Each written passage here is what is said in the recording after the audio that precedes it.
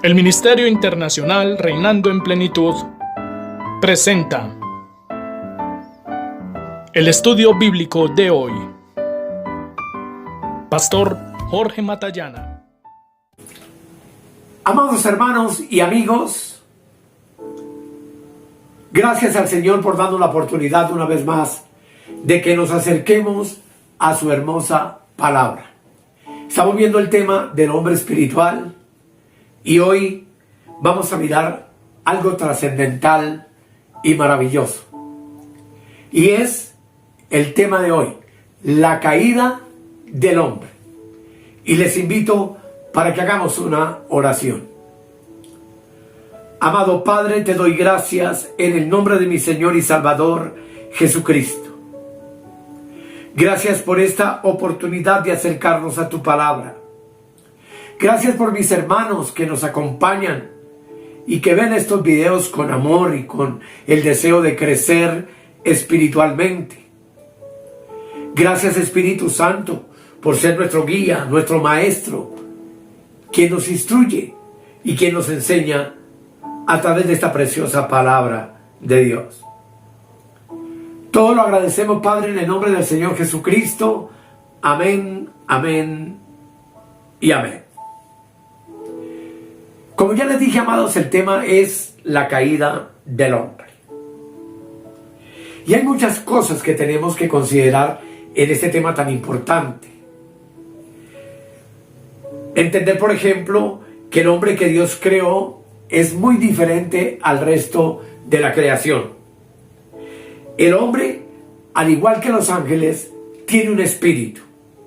Y al igual que los animales, también tiene un alma. Aunque esa alma del hombre difiere de los animales, pues es un alma racional. Y cuando Dios, amados, creó al hombre, lo hizo con libre albedrío. No hizo de él una máquina o un robot que solamente pudiese obrar de acuerdo a órdenes preconcebidas y dadas, no. Cuando uno mira Génesis 2, el hecho de que la orden que Dios le dio al hombre respecto a lo que podía o no comer, nos permite entender entonces que el hombre tenía la posibilidad de elegir. No era una máquina accionada por Dios, sino que, como ya les dije, poseía libre albedrío. Esto nos enseña que si queremos obedecer a Dios, podemos hacerlo. Pero si no queremos y queremos desobedecerlo, también podemos. Porque el hombre fue creado y tú y yo tenemos poder sobre nosotros mismos. Así que tanto la obediencia como la desobediencia es una opción que le permite al hombre escoger entre esas dos cosas: obedecer o desobedecer según su propia voluntad. Y esto es muy importante que tú y yo lo tengamos claro. Tenemos que darnos cuenta de que nuestra vida espiritual y en esta vida nueva que Dios nos ha dado, Dios no nos priva de la libertad. Por lo tanto, tú y yo necesitamos participar activamente, entendiendo que Dios no hará nada por nosotros si nosotros no se lo permitimos. Ni Dios ni el diablo, hermanos, puede obrar en nosotros sin el consentimiento de nuestra voluntad. ¿Debido a qué? A que el hombre posee libre albedrío. Originalmente, el espíritu era la parte más elevada del hombre. Y antes de la caída, el alma y el cuerpo estaban sujetos al espíritu de Adán. En condiciones normales, el espíritu es como la señora de la casa, el alma es como el mayordomo y el cuerpo es como los sirvientes. Uso la figura para que entendamos cómo funciona esto. Cuando la señora de la casa necesita hacer algo, le comunica la orden al mayordomo. Y este sale y la comunica a los sirvientes para que la lleven a cabo. La señora da la orden en privado, mientras que los sirvientes reciben las órdenes del mayordomo. Y en este ejemplo hay algo muy importante, porque aparentemente pareciera que el mayordomo fuera el amo. Sin embargo, el verdadero amo es la señora de la casa. Desafortunadamente, amados, el hombre cayó y pecó. Así que el orden original de espíritu, alma y cuerpo se trastornó. Pero no olvidemos jamás que Dios le dio al hombre completo poder sobre sí mismo. Y de hecho, el alma del hombre recibió la provisión de Dios de tener muchos dones, entre los cuales los más importantes son la mente, las emociones y la voluntad. Que esas tres facultades son las que hacen al hombre consciente de sí mismo, y es allí en donde el hombre toma sus propias decisiones. La meta original de Dios era que el hombre le recibiera y fuera dirigido por la vida espiritual con la verdad y la realidad contenida en ella. Dios le dio capacidades al hombre a fin de que pudiera vivir conforme al conocimiento de Dios y pudiera hacer su voluntad. Si el espíritu y el alma del hombre fueran tan perfectos, sanos, vivientes y normales como fueron creados originalmente, sin duda alguna, si el hombre hubiese comido del árbol de la vida, su cuerpo habría permanecido inmutable durante todo el tiempo. Si él hubiera utilizado la voluntad de su alma para tomar del fruto del árbol de la vida, la misma vida de Dios habría entrado en su espíritu, habría invadido su alma y habría cambiado su cuerpo, convirtiéndolo en un cuerpo incorruptible, en un cuerpo eterno, pues el hombre lo que habría recibido por el árbol de la vida es la vida eterna. Si ese hubiera sido el caso, la vida anímica habría sido llena plenamente de la vida del espíritu, y todo el ser del hombre habría llegado a ser espiritual. Sin embargo, amados, cuando el orden del espíritu y el alma se trastornó, el hombre interior del ser humano quedó en tinieblas, y el cuerpo mortal del hombre dejó de ser perfecto. Pronto, todo lo que le pertenecía al cuerpo entraría en corrupción, en destrucción y en muerte física.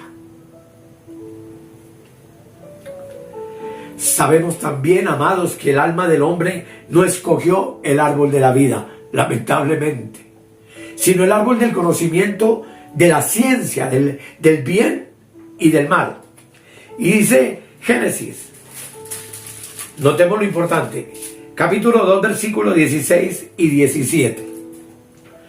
Y mandó Jehová Dios al hombre diciendo: de todo árbol del huerto podrás comer, mas del árbol de la ciencia del bien y del mal no comerás, porque el día que de él comieres, ciertamente morirás.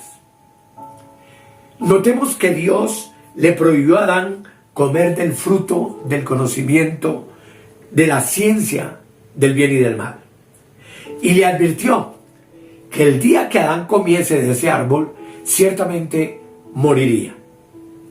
Sin embargo, en el versículo anterior habíamos leído que él podía tener libertad para comer de todos los árboles del huerto, incluso el árbol de la vida.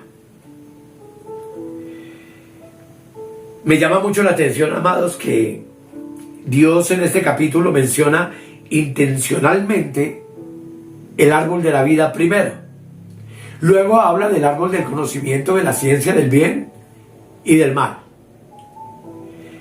Pero también le declaró que podía comer de todos los árboles, excepto de uno solo: el árbol del conocimiento del bien y del mal. ¿No era acaso, hermanos, el propósito que Dios comiera entonces del fruto del árbol de la vida?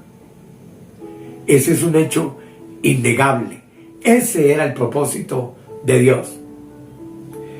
El fruto del árbol del conocimiento de la ciencia del bien y del mal es el fruto que elevó el alma del hombre y ahogó su espíritu. El conocimiento del bien y del mal constituye la obra del alma en este mundo.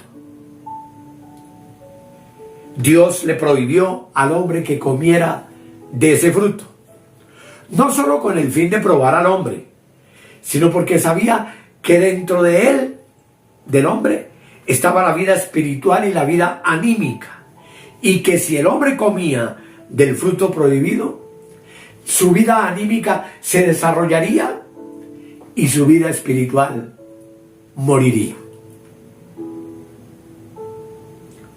Lo que significa que el hombre perdería el conocimiento respecto a Dios y todo lo espiritual moriría en él. Y aquí vemos, amados, el amor de Dios para con el hombre al darle esa oportunidad de escoger. El conocimiento del bien y del mal es maligno, es de este mundo y se fija en la parte intelectual del alma. Cuando el hombre comió del árbol del conocimiento del bien y del mal, la vida del alma entonces se desarrolló y se elevó. Y es que cuando la vida anímica se desarrolla, la vida espiritual es suprimida. Pierde el hombre el conocimiento de Dios y es allí donde el hombre queda como muerto en su alma respecto a las cosas espirituales y al conocimiento de Dios. Muchos siervos del Señor estamos de acuerdo en que el árbol de la vida que Dios le dio al hombre, que puso en el huerto, es la sombra y el tipo de su Hijo Jesucristo. Es decir, representaba la vida eterna, la vida increada de Dios. Vemos dos árboles, uno para desarrollar la vida espiritual y otro para desarrollar la vida anímica. Aunque el hombre no tenía pecado, tenemos que también entender que ni era santo ni era justo. Se hallaba en una posición completamente neutral. Podía entonces recibir la vida de Dios para llegar a convertirse en un ser espiritual, participante de la naturaleza de Dios, o podía desarrollar su vida anímica haciéndose un ser centrado en sí mismo, en su alma y dándole muerte a su espíritu. La naturaleza tripartita del hombre, amados, fue creada por Dios completamente equilibrada. Pero si alguna de esas tres partes experimentaba un desarrollo anormal, las otras partes inevitablemente iban a sufrir pérdida. Así que, amados, si tú y yo entendemos el origen del alma y el principio de la vida, recibiremos gran ayuda en nuestra vida espiritual.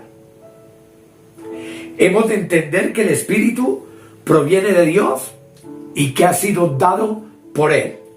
Números capítulo 16 versículo 22 dice: y ellos se postraron sobre sus rostros y dijeron: Dios, Dios de los espíritus de toda carne, ¿no es un solo hombre el que pecó?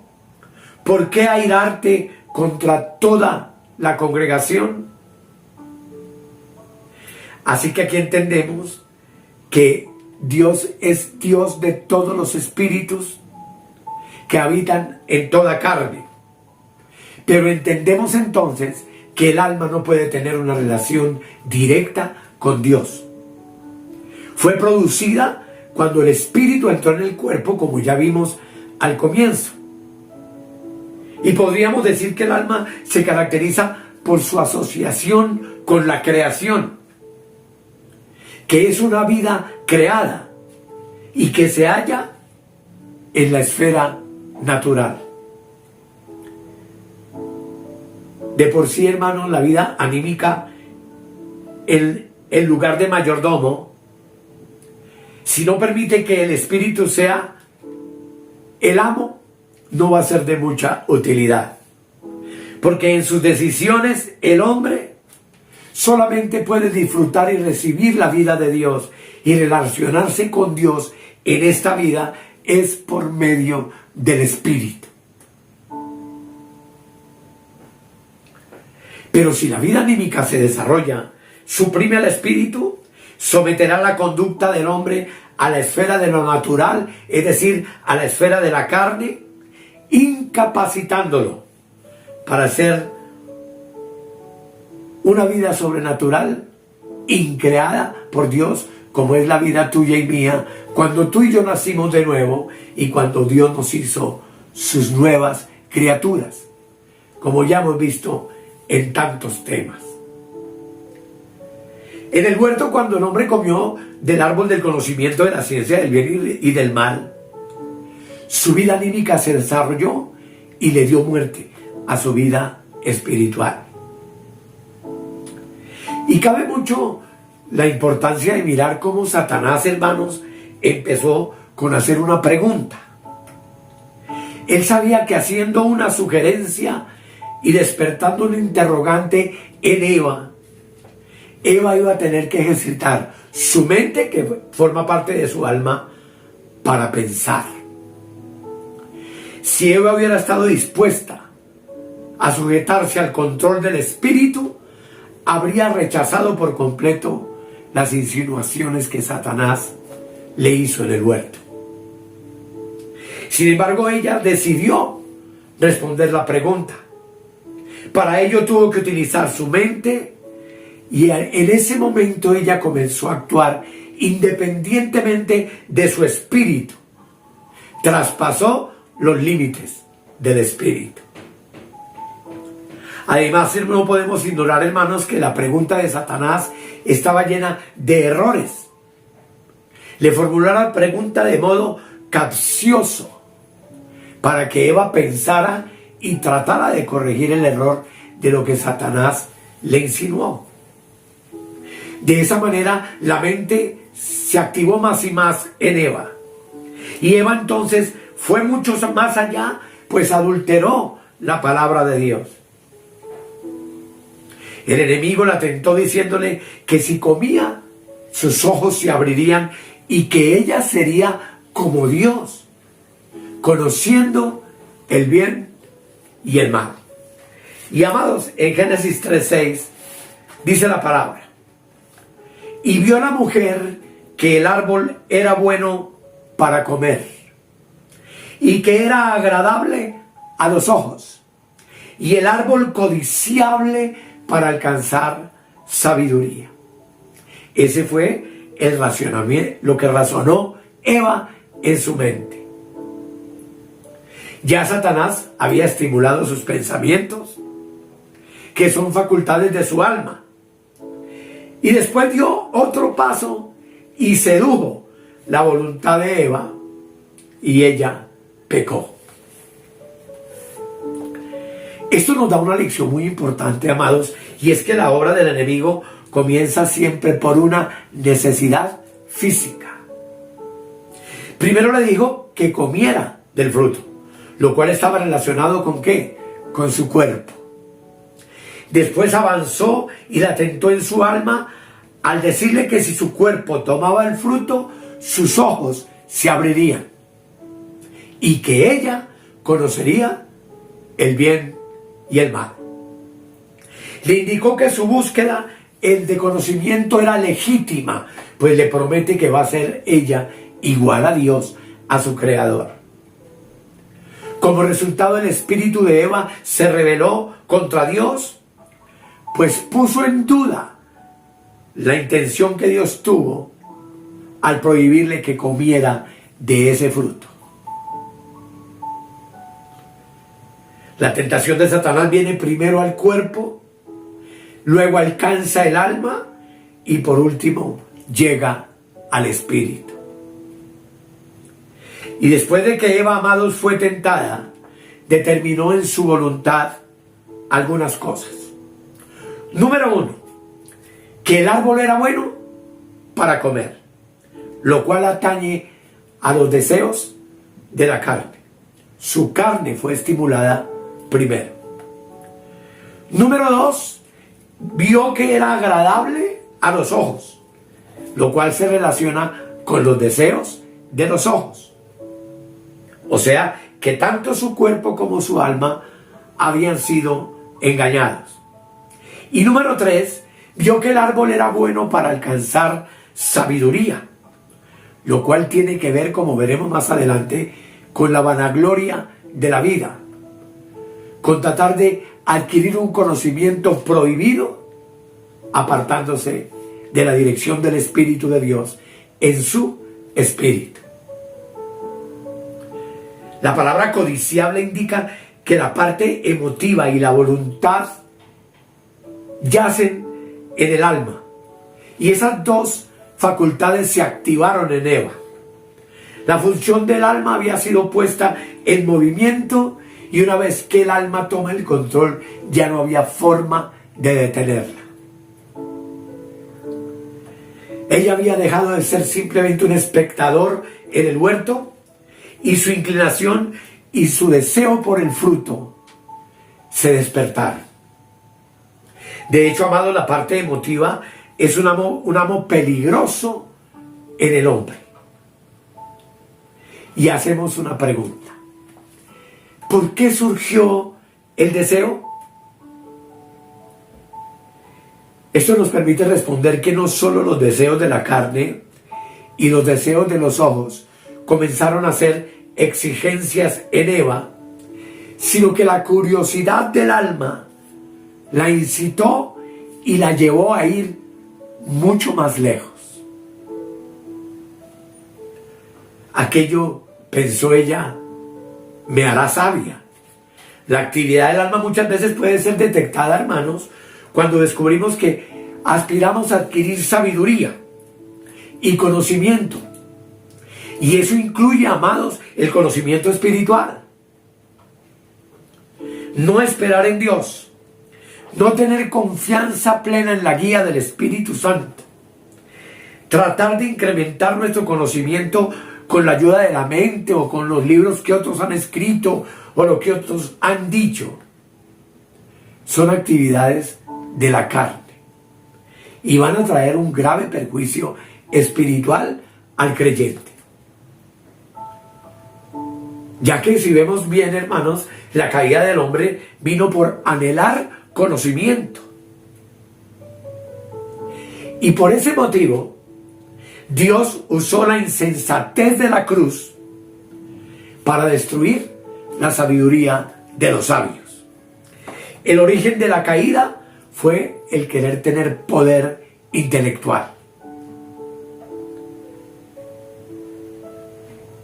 Por lo tanto, amados, si el hombre quiere ser un hombre salvo, tiene que entonces acogerse a la locura de la predicación de la cruz. Y allí de nada te sirve ni me sirve a mí el intelecto, porque eso es algo completamente irrazonable para el hombre natural. El árbol del conocimiento condujo al hombre a la caída, pero Dios usó hace 2000 años la locura de la cruz para salvar al hombre. Primera de Pedro, capítulo 2, versículo 24, dice: noten bien, quien llevó él mismo nuestros pecados en su cuerpo sobre el madero, para que nosotros, estando muertos a los pecados, vivamos a la justicia, y por cuya herida fuisteis sanados. Por lo tanto, amados, Primera de Corintios 3, 18 y 19 dice: si alguno entre vosotros se cree sabio en este siglo, hágase necio para que llegue a ser sabio. Porque la sabiduría de este mundo es necedad para con Dios. Dice la palabra de Dios, hermanos, nadie se engaña a sí mismo.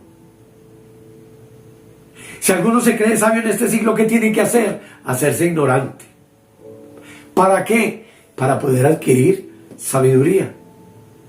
Porque la sabiduría de este mundo es insensatez, amados, para con Dios.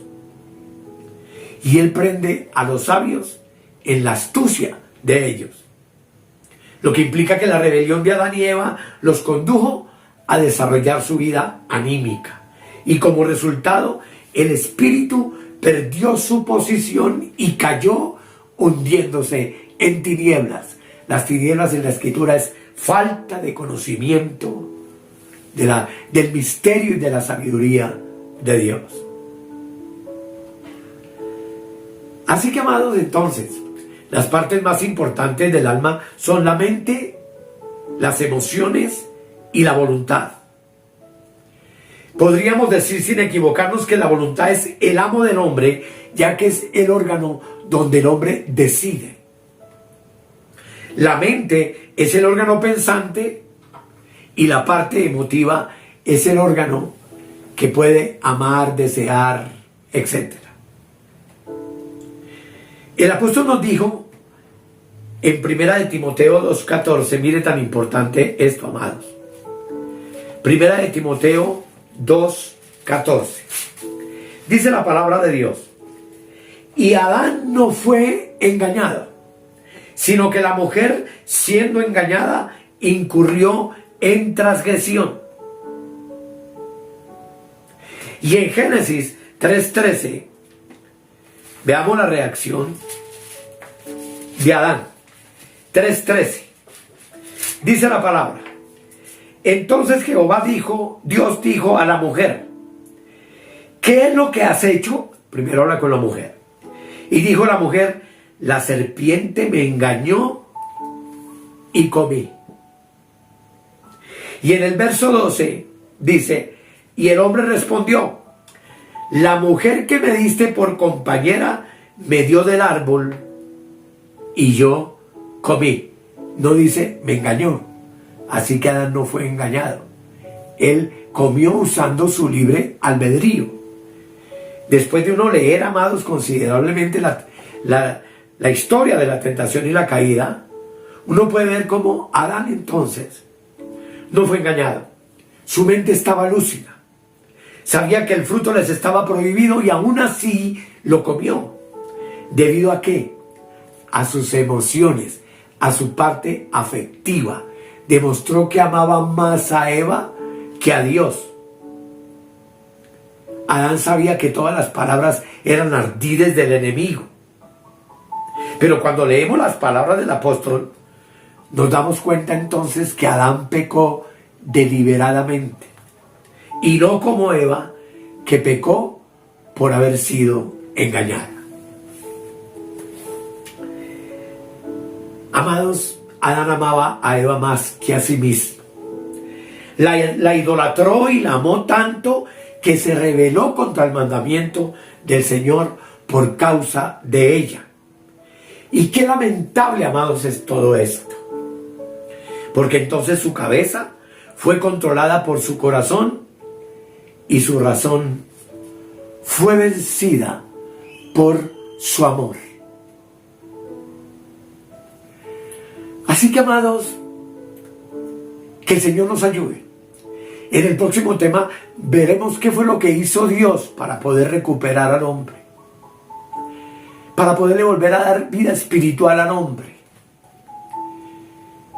Y lo importante aquí, amados, es que entendamos que la carne, alma y cuerpo son sumamente peligrosas.